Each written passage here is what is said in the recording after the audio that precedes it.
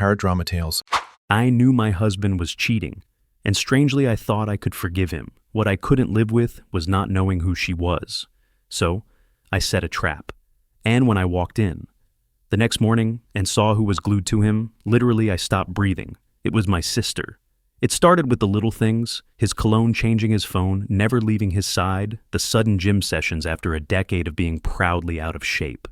I told myself not to spiral. After all, we'd been married 15 years. People change, routines shift. But deep down, my heart whispered what my eyes refused to see. Something was off. Then came the missed dinners, the late nights at work that didn't line up with his meetings on the shared calendar. One evening I found a long strand of blonde hair on his sweater. I don't have blonde hair, and I don't wear vanilla sugar perfume, the scent that lingered on his collar. That night he claimed to have fallen asleep at his desk. I asked him casually, like a wife who trusts. He said I was being paranoid and smiled that smile he saves for when he thinks I'm being dramatic. But the worst part wasn't the lies. It was how normal he made everything feel. He still kissed me. Good morning, still touched the small of my back when I cooked, still asked me if I needed anything when he went to the store. That duality. That was the most painful part. He was being kind and cruel at the same time. I began to watch more closely. Who was calling him late at night? Why did his text threads get wiped clean every week? Why did he suddenly want to shower right after coming home? One day I sat in the living room while he was out and opened his nightstand drawer. Inside I found our bottle of lube untouched for months. My heart broke again just a little as I realized someone was getting the intimacy I used to have. That night I stared at myself in the mirror and whispered, "You already know. You just don't want to know." So I made a decision. If he wouldn't give me the truth, I'd take it. Not through screaming or begging. No, my heart was too tired for that. I would set a trap. One that would catch more than a lie. One that would stick. I didn't come up with the idea out of vengeance. It came from exhaustion, the kind that settles into your bones when love has rotted in silence. I was tired of wondering. Tired of pretending I didn't see the lipstick smudges on receipts the way he locked the bathroom door even when I was the only one home. And that bottle, our bottle, sat there in his drawer, like a ghost of what we used to be. That's when it clicked. I went to the garage and found the old tube of industrial super glue we'd used to fix a broken chair leg last Christmas. I unscrewed the cap, took a breath that felt like betrayal itself, and squeezed just enough into the lube bottle to do what it needed to. Not to hurt, just to reveal. I shook it, wiped it clean, and placed it back exactly where it had been. Then I waited. That night I told him I had a headache and turned in early. I wasn't really asleep, just curled beneath the covers, eyes wide open, listening. Around 1 a.m. I heard the front door, soft footsteps, the creak of our bedroom door, and the low murmur of two voices. Hers was familiar, too familiar, but I didn't want to believe not yet. So I stayed still, forcing my heart to keep pace while my ears did all the seeing. There was laughter, a click of the lamp, the unmistakable sound of a zipper, followed by silence, then a scream. I threw on my robe and walked down the hallway like it was any other night, calm and slow, letting the moment stretch. And when I opened that door, when I saw what I already knew in my bones, I didn't cry. I didn't scream. I just looked at the two of them tangled together, panicked, and stuck in the most humiliating embrace. And her face, it wasn't a stranger's, it was hers, my sister. My blood. In that moment, all the wondering died, and what replaced it wasn't rage, it was clarity.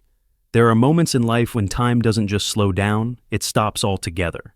That was what it felt like when I saw her. Not some nameless stranger I could scream at. Not a coworker I could block or a neighbor I could quietly avoid.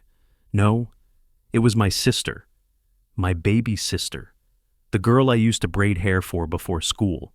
The one who called me sissy even in college because she said sister sounded too cold. She was naked, stuck to my husband, and yet somehow it was her eyes that looked betrayed, as if I had wronged her. My husband tried to speak. His mouth opened, then closed like a fish gasping for breath. I could tell the glue was working. Neither of them could move without tearing skin. Good. It gave me time to stand there and feel it all. Shock wasn't the right word. It was grief. The death of two relationships in one brutal moment. I didn't scream, not even when she whispered my name like it meant something. I just stared at the woman who once cried to me after her first heartbreak, who wore my prom dress to her graduation, who used to call me her role model, And then, the memories came fast and cruel. The time I noticed how long she hugged him at Christmas, the way she always laughed just a little too hard at his jokes, how she started showing up randomly at our house on girl nights only to mysteriously need something from him. All those signs I'd brushed off as harmless, because who thinks their own blood would betray them like this?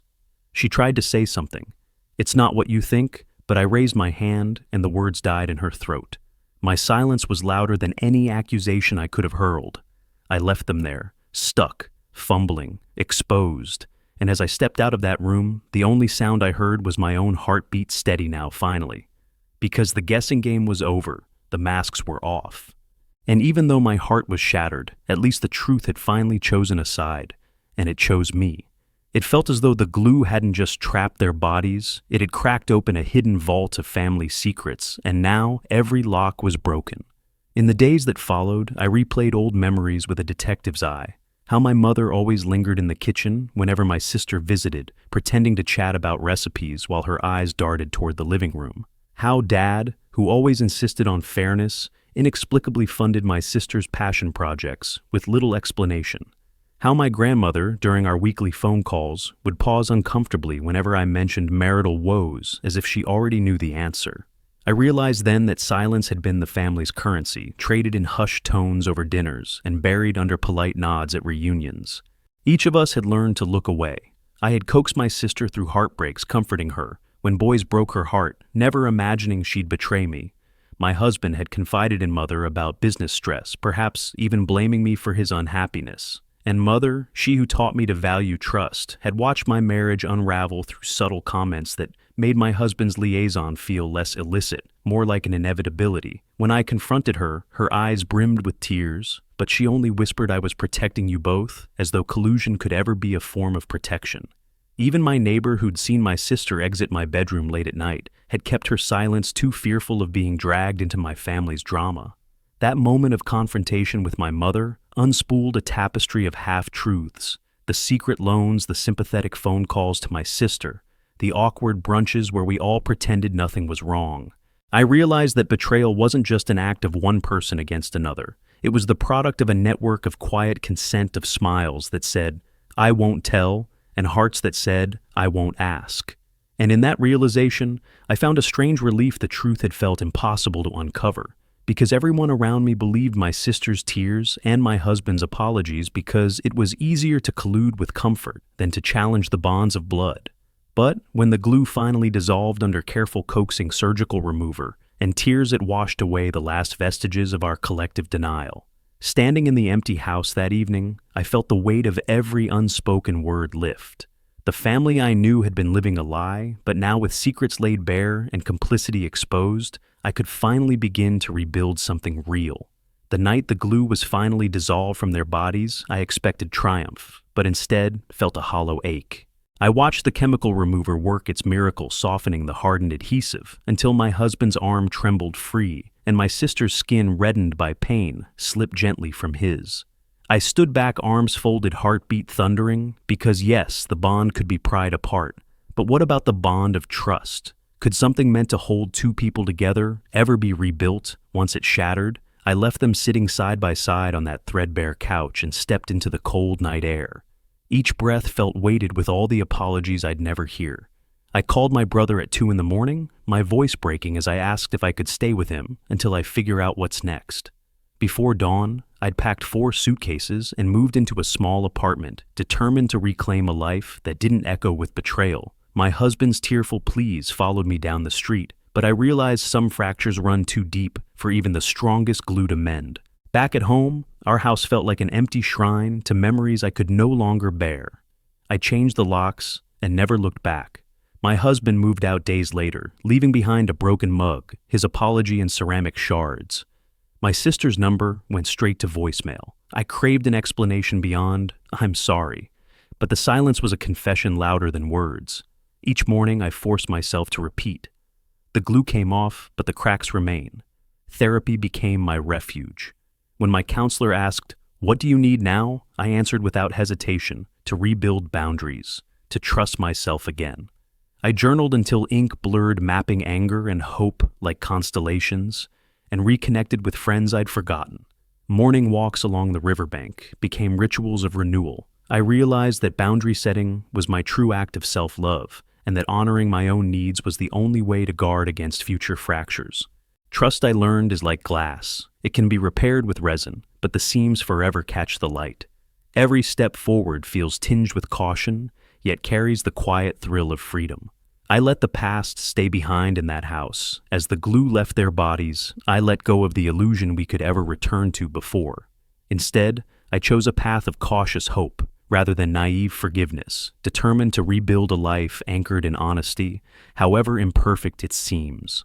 Therapy became my sanctuary and my battlefield, all at once a place where the rage I'd buried beneath polite smiles finally had space to roar, and where I began picking up the shattered pieces of myself, one jagged edge at a time.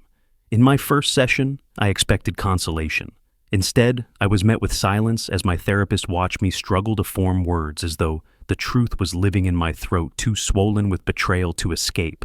That unspoken acknowledgement of my pain was the first blow and the first relief. Over the following weeks, I learned that rage is not something to suppress like a taboo. It's energy that demands a conduit, a way to be named and then channeled. So I named it. I am furious that the two people I trusted most in the world treated me like I was invisible, like our years together were nothing more than set up for their own story. Saying those words out loud in the softly lit room felt like lighting a fuse under an old rusted lock. I cried sometimes in quiet sobs, sometimes in wild, ragged heaves that left me gasping. And each tear was a confession that I mattered, that my heartbreak was real.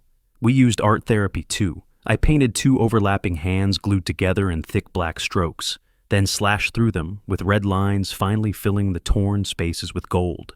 My therapist explained that gold filling is a Japanese practice called kintsugi, emphasizing that broken things can become stronger and more beautiful because of their scars, an idea that felt both foreign and urgently necessary. In group sessions, I listened to others naming their own betrayals, divorce, addiction, abandonment, and realized my story was not an anomaly, but part of a larger mosaic of human resilience. Yet, every time someone said, "You'll heal," a spark of defiance flared inside me. I didn't want to heal by forgetting. I wanted to heal by remembering the truth, by building a new scaffold of boundaries around my heart, so that kindness would never again be mistaken for weakness. I journaled, obsessively mapping out the architecture of my anger, grief, and slowly budding hope. I wrote letters to my sister. I would never send letters that tore open old wounds and stitched them back together with promises to love myself more fiercely.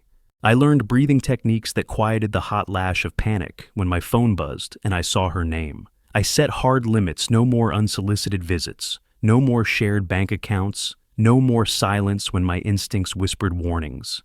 Piece by piece, I picked up my fractured self and laid her out on the therapy floor, raw, honest, determined. And though the cracks where the glue had once held people together remained visible, they gleamed in the light of my new strength, a testament to the fact that healing is not about erasing the past, but about weaving it into a future where I am both the artist and the masterpiece.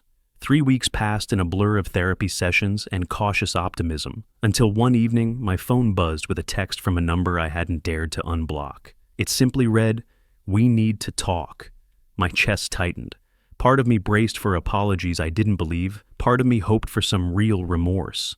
When I opened it, the first lines were almost sentimental. "I'm so sorry for what happened. I never meant to hurt you." I felt a flicker of something I hadn't felt in weeks. Surprise? Then the tone shifted. "I've been thinking a lot about our childhood," she wrote, "and maybe I have always lived in your shadow.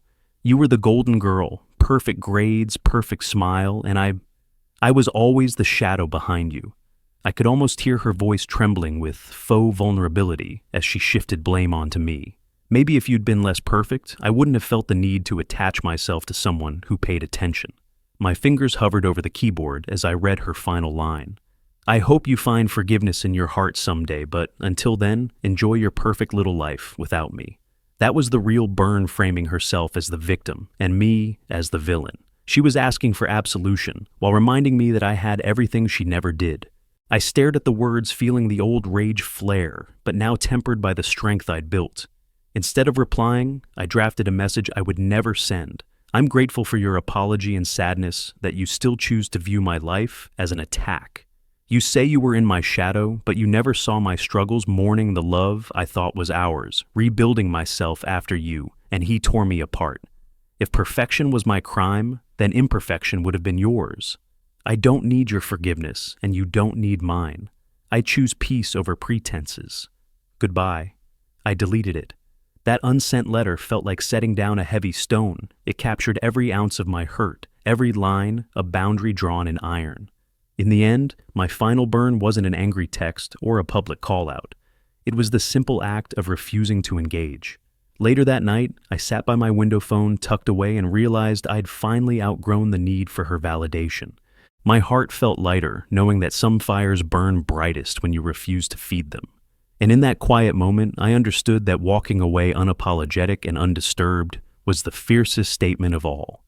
I spent the first week after cutting all ties in a haze of quiet mornings and echoing silences, but soon I realized that solitude wasn't an absence, it was a presence I'd never allowed myself to feel. Instead of waking to the sound of arguments or whispered apologies, I woke to birdsong and the hum of my own thoughts, each one a small invitation to learn who I was without their shadows. I walked the neighborhood streets at dawn, letting frost-crisp air fill my lungs, and discovered that my body, once tense with fear of betrayal, could soften into wonder at a leaf's trembling in the wind. Without the shame of my sister's apology or my husband's tears dogging my steps, I began to fill empty hours with simple acts of self-care, brewing chamomile tea and savoring its warmth in hands that used to tremble, unrolling a yoga mat by the window and greeting my reflection with a shaky bow, taking photographs of sunlight on worn brick walls, a reminder that beauty thrives on imperfection.